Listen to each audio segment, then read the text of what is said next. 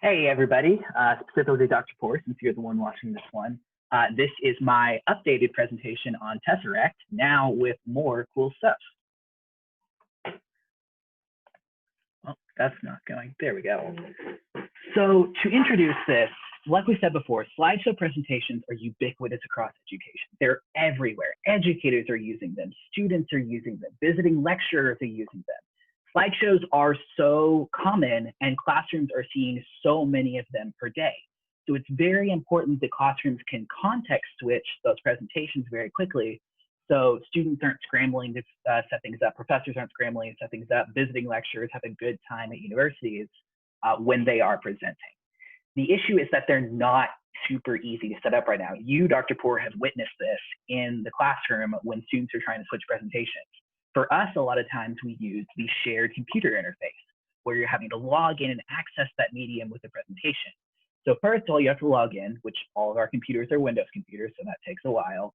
And then the presentation might look different on that computer than on your own computer. I experienced this personally when trying to use OpenOffice instead of a Microsoft product on Ubuntu. And then sometimes people forget to log out, and then you have to go in and fix all the stuff with that. What a lot of people have started doing now, as you've probably seen, is using personal computers.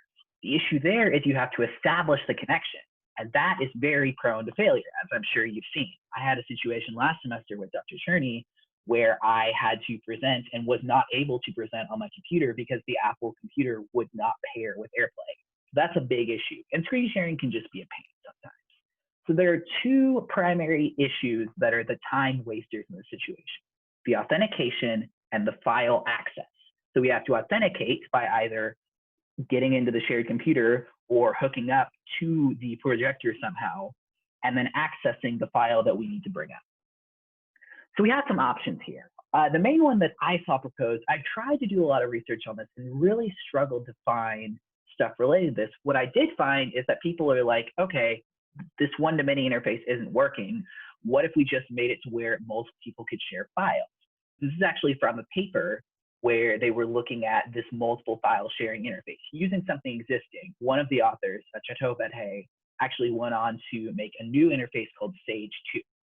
The problem with these is that you're still having to authenticate. So Sage 2 requires you to sign in before you can get to the web interface to share things. There's still authentication inside the classroom. So what if we could just remove that authentication piece and just have the file access piece when you try to get to a file? My solution and our solution, because I presented this with Vincent before, is called Tesseract. It's a small cube with an embedded chip, an RFID chip, storing an identifier. So the server associates that identifier with a file. So it could be a presentation file, but it could also be a music file or a photo file or something like that. And the reader can automatically display the file based on the type. We have two main goals here. We want to simplify the presentation setup, but we also want to simplify two-factor authentication. So there's a lot of related work to this that I was able to find in regards to specific areas. So tangible file presentation. Palette is a really old system that actually had you print out files on slides and present those, which worked, but obviously that's not very feasible today. And embodied metaphors was this interesting thing that I think you would like, where you would map objects to topics. So let's say you were holding up an object in a certain manner, that would pull up a certain slide. And then you put your hand another way and that would pull up a different slide, which is interesting, but a little bit too unwieldy in my opinion. There's also tangible file representation. There's this thing called modules, which actually has you attach RFID chips to items of yours that are precious, and then you can associate files with them. So maybe you associate a personal picture with a conch that you got on the ocean one time. That works, but you're having to hot glue on RFID chips. The more recent thing in this area is tangible jukebox, where you actually design your own cards and then associate those cards with playlists, which is really cool. And I thought it was a really interesting idea, but you have to kind of like design the card yourself to make the card. There wasn't a fixed interface for that. As far as tangible two-factor goes, the industry standard here is FIDO U2F. Everybody's on FIDO U2F. FIDO is actually an alliance that has big industry backers like Apple, and I think Google was on there, PayPal, I think a lot of other big ones like that were on there. So that's the big one. The new standard for that is called CTAP, which is part of FIDO 2, and that's what we use. The alternative to this is called Pixie. And Pixie, you actually take your phone and scan an item with it, and that's your password. So you hold up the item in a certain orientation, scan it, and that's your two-factor, both the item and how you hold it, which works, but they did have some margin of error because photos have a margin of error. So let's look at how Tesseract works right quick, and then we'll move to the experiment. So like we said before, basically you have a desktop application that you fire up, and the app appears down here as an open box. So you drag the file you want to associate down to the box, and then the box closes, which confirms that you have associated with. Now, the important thing is only one file can be associated with a cube at a time because that preserves the metaphor. But you can easily overwrite or remove file associations too. Without that cube, there's another web interface you can go to if you need to emergency. Oh no, I need to get rid of this before somebody else gets access to it. As far as presentation goes, to present the cube, you're going to place it in this reader here. The reader is going to read the ID and pull that correct file from the server because the reader is already authenticated, and then check the file and figure out what you need to use to present it. So if it's a PowerPoint presentation, you're going to use PowerPoint. That reader dual functions with a joystick. So you'll see it actually pops out of the podium and you can hold it, and then now you can put your thumb on the cube itself and move it. And then the functions change on the file type. To end the presentation, you just stick the reader back in the podium, the cube pops back out, and the file closes. As far as two-factor goes, and this is the new component that I introduced, it's user-enabled. So you'll notice when the user first puts the cube in, it glows red here. That means that you're not allowed to access it. But with your smartphone, you pop open the application and authenticate, and then tap to the reader here, and now it glows green and the reader pops out. Thus, you get access to the file and everything else works as normal. So I wanted to test this in two different ways. The first thing is I wanted to test this against benchmark solutions for presentations. So I identified 4 different benchmarks here.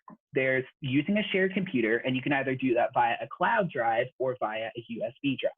And then you can also stream. You can plug in an HDMI cord and stream that, or you can use something like AirPlay or Chromecast. There's also Tesseract two-factor authentication, which we wanted to test. And I identified 2 different ways.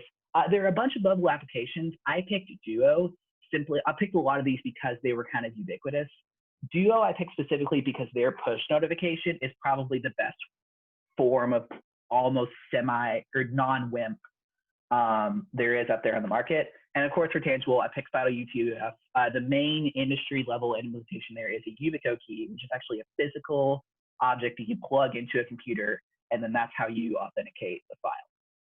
So for experiment 1, I recruited students from across the university, randomly recruited so we could get a good batch of different majors. They were all undergrads, and of course, they were rewarded with local restaurant gift cards. For materials, we had them use their own computers. This was to test across a wide spread of computers and to make sure that everybody felt comfortable with it, because if we had supplied everybody computers, then they might not have felt as comfortable with the computer, and that would have reduced their time unnecessarily. However, we did supply standard computers if they were not available. The university classrooms, we had 5 of them. They were all outfitted with this projector setup.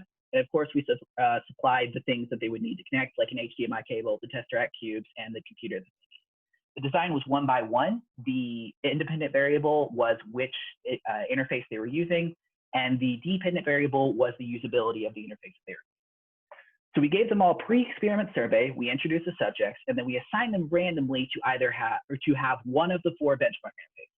So they were going to present with both Tesseract and one of the benchmark interfaces. Each student created a presentation for each. They were timed on how long it took them to set up the presentation, and we standardized that as described in the paper. And then we gave 2 surveys afterwards to analyze the results. You can see those here. Tesseract scored very well on the time aspect. It scored pretty well on the Likert scale for all things except wireless streaming. AirPlay really won out well there. It's tied to Apple. They've done a very good job with it, but Tesseract performed fairly well. For experiment 2, we tested against university professors, randomly recruited from across the university, spread across majors. They were rewarded with Starbucks gift cards. This was very similar to experiment 1. The only thing we tested here was the 2-factor authentication. So we removed everything else. We had them do the exact same thing, except we didn't count any of the time with the presentation set up, only with the 2-factor. We got some pretty good results here, as you can see here.